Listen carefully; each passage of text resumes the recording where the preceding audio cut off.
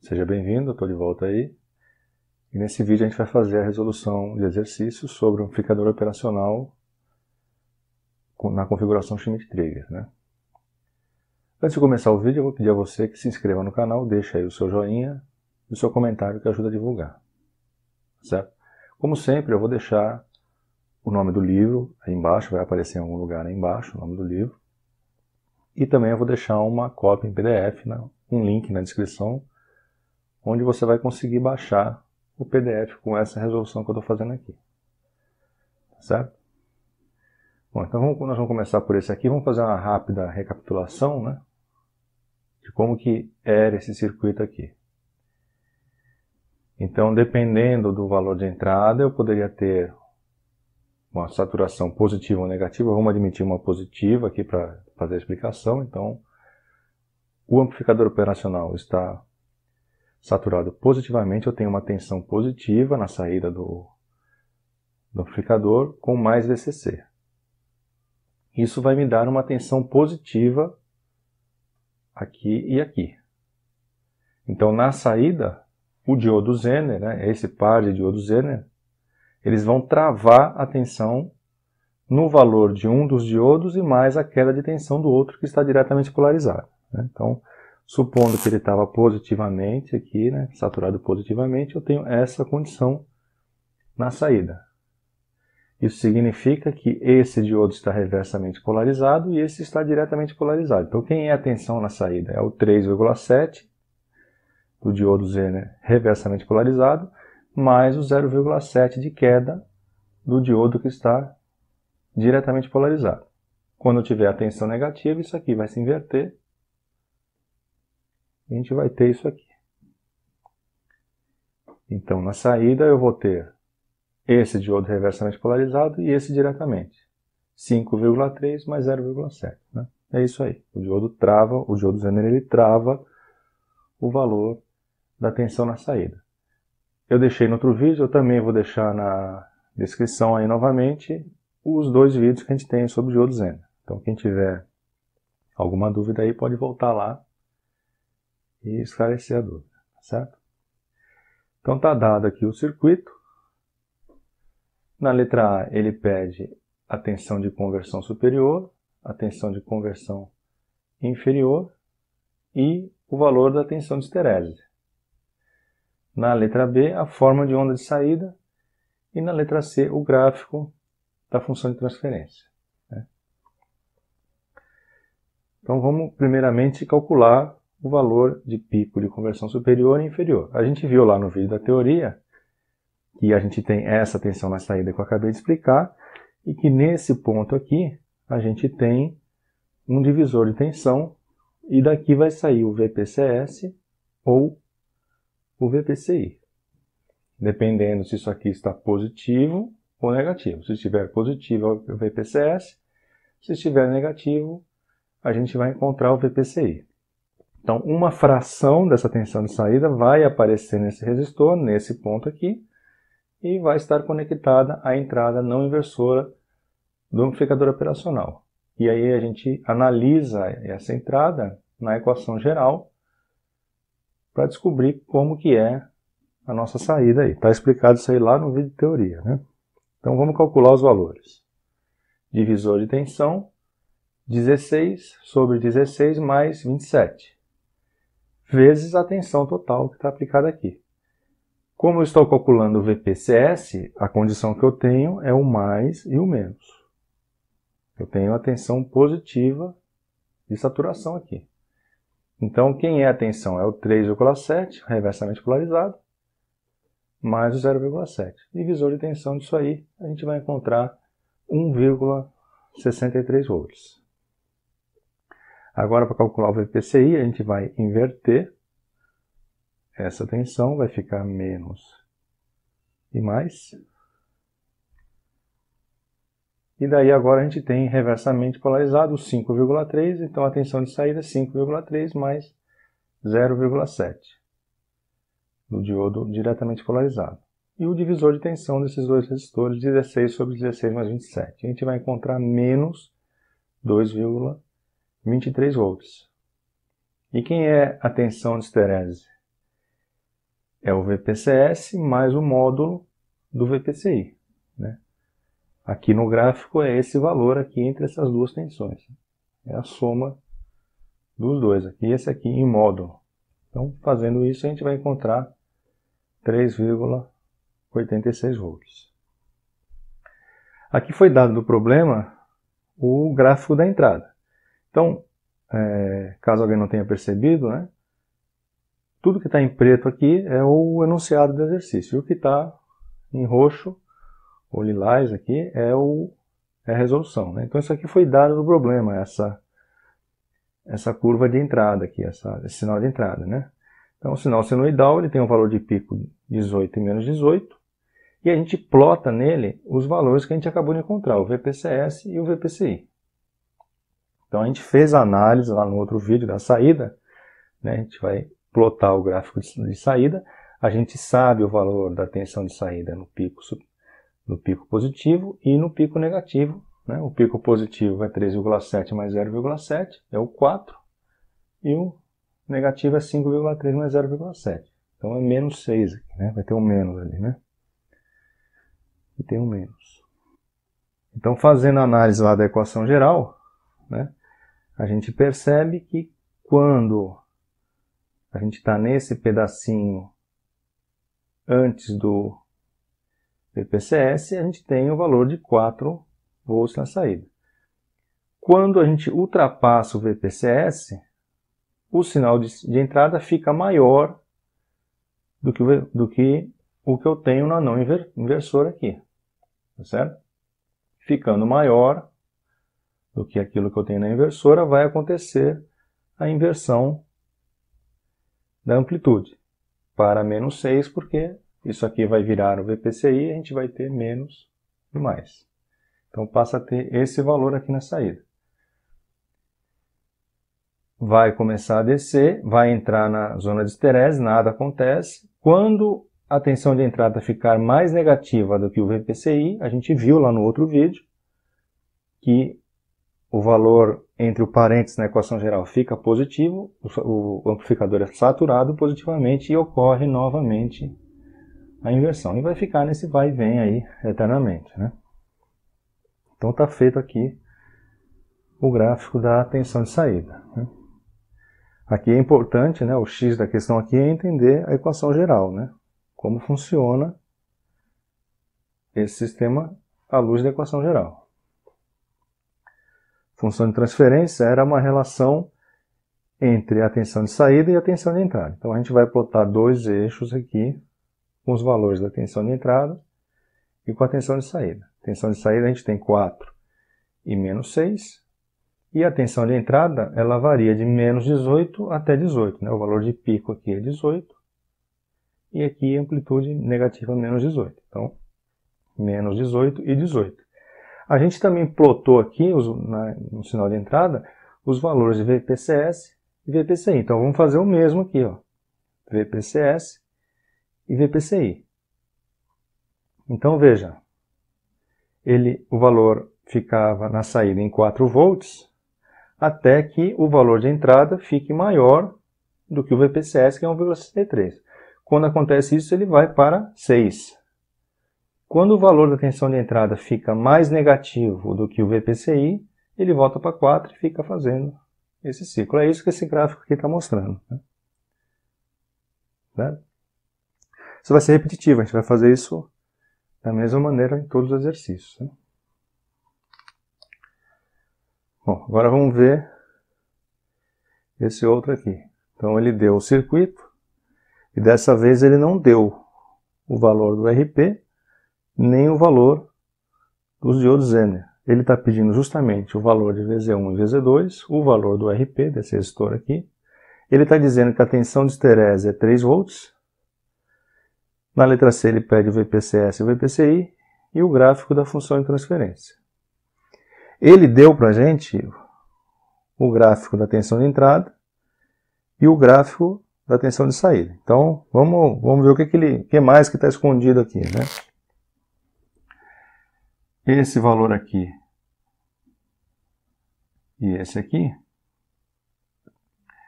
são as tensões de saída. A gente viu que a tensão de saída no pico positivo, né, quando eu tiver mais e menos aqui, quem é a tensão de saída?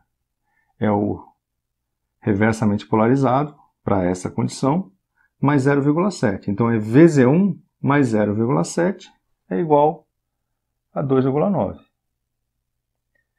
É o que está aqui. Né? Então quem é o VZ1? VZ1 é o 2,9 menos o 0,7. Né? 2,9 é o total. Eu tenho que descontar a queda de tensão do diodo diretamente polarizado. 2,9 menos 0,7, o VZ1 vai me dar 2,2. O mesmo raciocínio para calcular o VZ2. Isso aqui vai se inverter.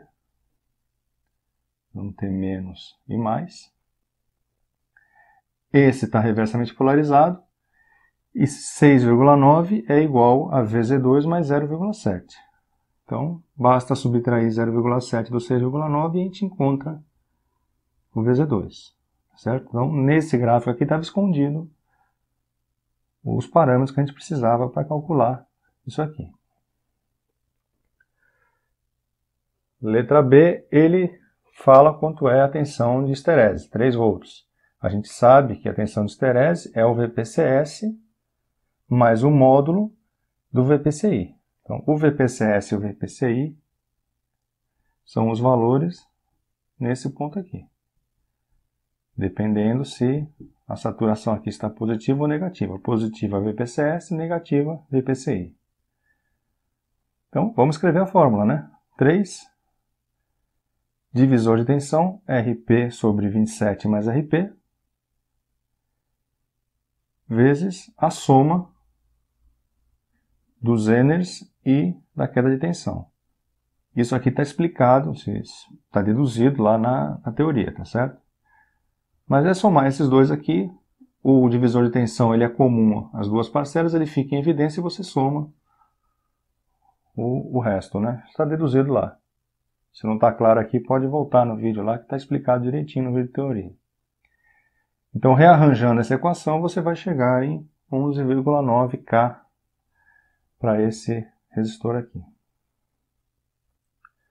Bom, agora achamos o valor do resistor. A gente tem as saídas, né? Brincadeira de criança calcular o VPCS e o VPCI, né? Só aplicar o divisor de tensão desse resistor da tensão total para o positivo e para o negativo. Então, 2,2 mais 0,7 é o 2,9, divisor de tensão, VPCS 0,89. VPCI, divisor de tensão, 6,9, que é 6,2 mais 0,7. E você vai chegar no VPCI de 2,11, ele é negativo, né? Tem um sinal de menos aqui, né? Ele é negativo. Então, menos 2,11. E finalmente, na letra D, a gente vai construir novamente o gráfico da função de transferência. Então, eixo de entrada, eixo de saída, tensão de pico positivo 10, negativo menos 10. Então, o sinal de entrada vai de menos 10 até 10. Marcamos o valor de VPCS e VPCI na entrada. O VPCS é 0,89, está aqui, e 2,11. Então, temos o valor positivo na saída, esse valor aqui, até que o sinal de entrada fica maior do que o VPCS. Então, quando o sinal de entrada ficar maior do que 0,89, a gente desce, igual está mostrando o gráfico aqui. Vai para o negativo. Negativo, quando o sinal de entrada ficar mais negativo do que a entrada, que é isso que está mostrando aqui, né? Quando a entrada ficar mais negativa do que o VPCI, a gente sobe novamente para o valor positivo. Certo? É assim que se constrói essa funçãozinha de transferência aí. Bom, agora vamos ver esse outro aqui. Ele já é um pouquinho mais sofisticado, né? Ele tem um potenciômetro aqui, né? O que significa esse potenciômetro aqui? Olha, se eu tenho um potenciômetro no divisor de tensão, significa que eu estou variando o VPCS e o VPCI. Então, lá no nosso gráfico, né, que a gente estava vendo de entrada, né, vou desenhar um gráfico de entrada aqui pequenininho, a gente tinha aqui o VPCS e o VPCI. E a soma dos dois era a tensão de esterese. Se eu estou variando esses valores de VPCS e VPCI com o potenciômetro, eu estou variando a faixa de esterese. E o que é a faixa de esterese? É a faixa onde a alteração do sinal não muda a saída, né? É importante entender o conceito daquilo que a gente está calculando. Então vamos lá. Foi dado aqui os componentes, tem um potenciômetro de 10K entre o resistor RP e o resistor RF. E a saída vai ser dada pelos Zeners, um de 5,3 e outro de 3,3. Ele pede na letra A qual é o VPCS e o VPCI, a tensão de esterese, né? Essa faixa, quando o potenciômetro estiver na posição A. A posição A e a posição B. Então, quando ele estiver na posição A, a condição que a gente tem é essa aqui, ó. Ele está na posição A. O que aconteceu, então? No divisor de tensão, a gente está contando o 15 e o 10. O potenciômetro está totalmente aqui no divisor de tensão, né? Então, o valor que a gente vai usar no divisor é 25, né? Porque ele está na posição A. Então, é isso que está aqui, ó. O VPCS, divisor de tensão. Eu estou calculando o VPCS, então isso aqui está positivo e a gente tem essa condição aqui, mais e menos. Mais e menos. Reversamente polarizado, 3,3 mais 0,7 desse aqui. 3,3 mais 0,7 num divisor de tensão. Substitua mentalmente esse potenciômetro e esse 15 por um resistor de 25. Então é 25 sobre 25 mais 80. 10 mais 15 mais 80. E a gente vai encontrar um VPCS de 0,95. Certo? Agora vamos calcular o VPCI, a mesma coisa, né? Divisor de tensão, só que vai mudar o valor aqui porque a gente vai ter a inversão. Vai ficar saturado negativamente e a gente vai ter um menos e um mais. Então, reversamente polarizado, 5,3. Com 0,7, 6. Então, 5,3 mais 0,7. E a gente encontra o VPCI aplicando o divisor de tensão de 1,42 volts. A tensão de esterese é o VPCS mais o módulo do VPCI. Então, é 0,95 mais 1,42. A gente vai encontrar 2,37. Esse é o valor máximo que a gente vai conseguir a tensão de esterese. Porque eu levei o potenciômetro para o máximo aqui. Eu peguei toda a resistência do potenciômetro, né? Então, eu calculei o valor máximo do esterese.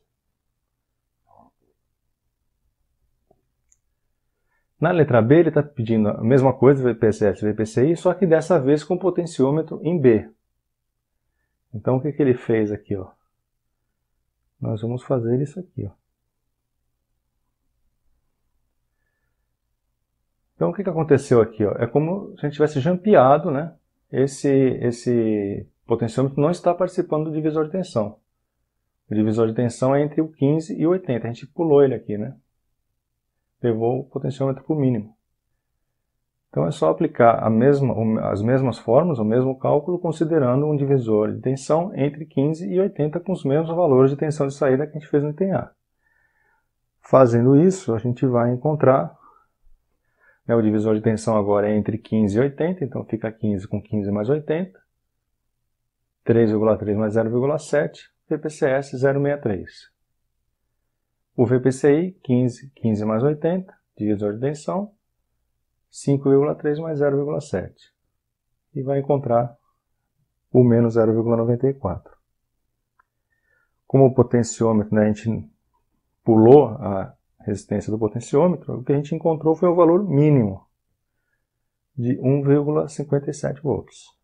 Agora ele pede na letra C a faixa de variação da tensão de esterese, né? Então é o máximo menos o mínimo. O máximo a gente encontrou 2,37 e o mínimo a gente encontrou 1,57. Então a variação é de 0,8 volts no esterese. Eu consigo variar o esterese em 0,8 volts. De um valor mínimo de 1,57 até um valor máximo de 2,37. Certo? Perceba que eu estou mexendo na sensibilidade do circuito, né? Quando que ele vai mudar de saída, uma vez que eu estou alterando essa faixa, e é esse valor de VPCS e VPCI que determina quando eu faço a comutação de saída. Então, alterar essa faixa é mexer na sensibilidade do circuito. Essa é a intenção do potenciômetro, né? Letra D, ele pede a tensão de esterese e o gráfico de entrada e saída com o potenciômetro no meio do curso. Agora ele quer o potenciômetro aqui, ó, bem no meio. Então é 5K, né? E ele dá um sinal de entrada de 16 seno ômega-t. Então a tensão de pico é 16. Então, montando o gráfico da tensão de entrada, uma onda senoidal, pico 16 e menos 16.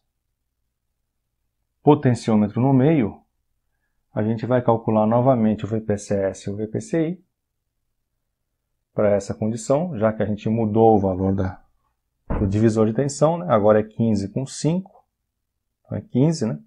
É 20, desculpa. 15 com 5 é 20.